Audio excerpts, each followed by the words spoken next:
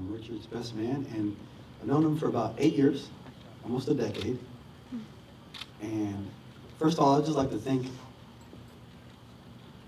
Nick for, and Paula, that unfortunately she can't, be here tonight, but she's still here with us.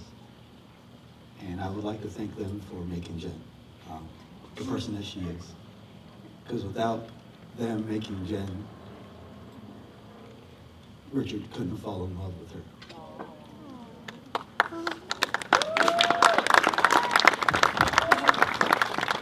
Next, I would like to thank Richard's parents, because without them, Richard wouldn't have been the person he is today either. And speaking of that, Richard, there is a bunch of things that I admire about him. I admire his work ethic. He's gone through some times that are really difficult, and he never ceases to amaze me. So I knew when I met him, when we used to work at the credit union together, I knew that I wanted to be his friend instantly. Always in good spirits, shows a lot of empathy for people. So that's the kind of friend that I'd like to have by my side. I'll tell you a little story about him. He used to ask me at the credit union if Tamara had any single friends. And one night, I was trying to close up the credit union as quickly as I can because I had to get out to Chili's and meet Tamara and Jen. And it dawned on me as we were counting all of this money at the credit union, trying to pack it away in the safe as quickly as we can so I could get there. I said, Rich, why don't you come? And being Richard, he said, why not? Let's go. And I had an evil little plan. I quickly called Tam when I was on the way, and I said, Tam, Jen's coming, right? And she said, yes. And from then on, when we sat down in the booth, I made him sit next to her. And the rest is history. We're here now.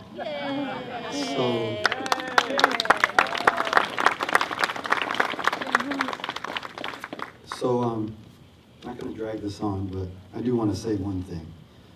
I believe everyone is trying to find someone they can live the rest of their lives with, but these two people tonight found someone they couldn't live the rest of their lives without. Rich, thank you for being you, and Jen, thank you so much for everything and being you too.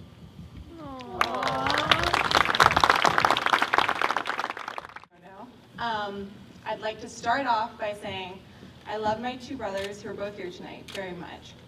But with that said, I have to admit I always did want a sister. And I feel like it wasn't until I met Jen in middle school that my mom finally delivered on that promise to me. Jen and I have been through so much together, and I was trying to think of a really funny or embarrassing story about Jen tonight, but I realized in most of those stories I happen to be the butt of most of those jokes, including the infamous time when Jen and Tamara convinced me to put glue on my legs and lay out in the sun because that would make me tan faster. And it's moments like that and the laughter that we've had over the years that really makes, I think, our relationship extra special. Jen has always been a sister to me and a part of my family in every conceivable way. And so naturally, I was really worried about finding somebody worthy of Jen who could ever be good enough for her. And then finally, Jen met Bella. I'm kidding, of course. No.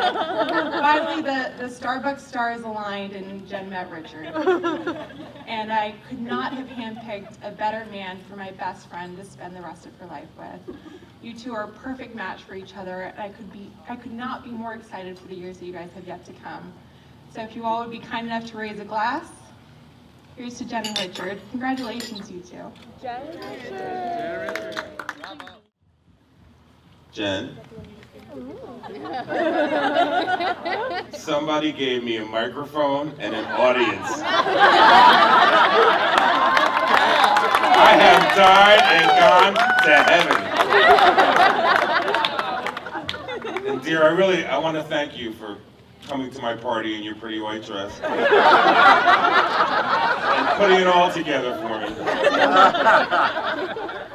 I have been obsessing about this speech probably since like the day you were born. And I told you that a couple weeks ago that I was thinking about winging it, and you said, don't you dare. And if you look, I have no notes at all in my hands, so I have no idea what I'm going to say. So let's sit back, relax, enjoy the ride. On a serious note, first of all, thank you everybody for coming. This is just incredible. So many people from so many different places around the country. And it's so great to have you all here to share this special moment with Jen and Richard and with myself. It's been great seeing y'all. Thank you. Sir, 2007 was a very tough year for us. And I remember very clearly we were going into Christmas, and Jen said that she met a guy and she wanted him, after she said she wanted to meet us, and I said, are you crazy? Is he crazy? But it was undoubtedly going to be the toughest Christmas we ever had, and I thought to myself, God, just let him take her through the Christmas season. Just let us get through this first Christmas season, because she had this whole special happiness that and she said it in her own vows, and I didn't even know she was going to say that. It was, you came into her life at a time that everything was really so covered with clouds, and you just brought sunshine into it.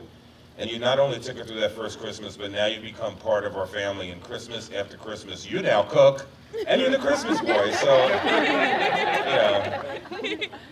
And Jen, you look so beautiful today, honey. You have done such a great job in this. You've grown to be, you became our family matriarch at 20 years old, and I couldn't ask for anybody to be better. You're Greg and mine's mother, father, daughter, sister. I'm probably the biggest kid in the family, but I would, you know, I can only say, sir, please, do not let her go to Target after dark. Okay?